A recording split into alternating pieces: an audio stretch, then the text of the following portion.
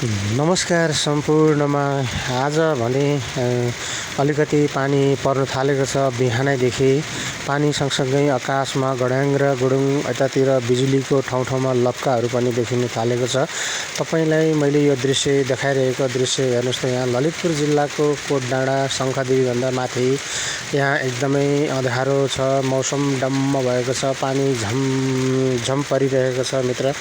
जहाँ जुन ठाउँमा तपाईँ रहनु भएको छ त्यही ठाउँमा स्वस्थ हुनुहोस्, मस्त हुनुहोस्। यही मौकामा चाहिँ तपाईँ पानी परिरहेको बेला हामी किसान र कृषक धेरै खुसी पनि छौँ। मैले तपाईँलाई यो भिडियो यहाँबाट देखाइरहेको छु र यतातिर पहेँलपुर भएर पाकेको गहुँ बाली छ।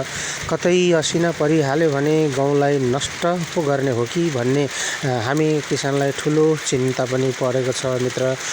पानी यसरी यो रोड हो, यो कच्ची रोड छ। तपाईलाई मैले यहाँ देखाइरहेको छु। रोडमा यसरी बाढीहरू पनि बग्न थालेको छ बिस्तारै र यहाँ पनि तपाईले यो देख्न सक्नुहुन्छ। यहाँनिर अलिकति हाम्रो यो कुलो छ। यो कुलोमा चाहिँ पानी एकदमै वेगमा आइरहेको छ। पानीको वेग एकदम तीव्र भइरहेको छ। यहाँ बाढी एकदमै आइरहेको छ मित्र। यो चाहिँ तपाईलाई मैले देखाइरहेको यो दृश्य हो। यो कुलोमा पानी पनि तीव्र वेगमा बगिरहेको छ र वर्षा मन्द हुँदै वर्षाले निकै उग्र रूप लिइरहेको छ।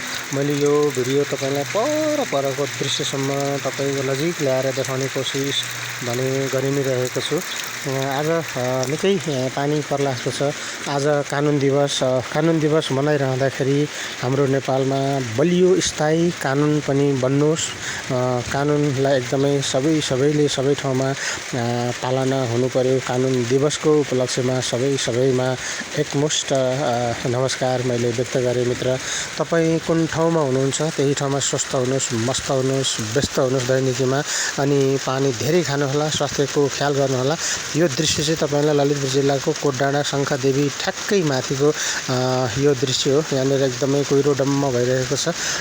यो चाहिँ एकदमै तपाईँको रमाइलो भएको छ। यहाँनिर यो गाडीहरू गुडिरहेको छ। बाटो कच्ची छ। यो कच्ची बाटोमा पनि तपाईँलाई एकदमै यहाँ चाहिँ पानी पर्दाखेरि निकै समस्या हामीले यहाँ झेल्नुपर्छ।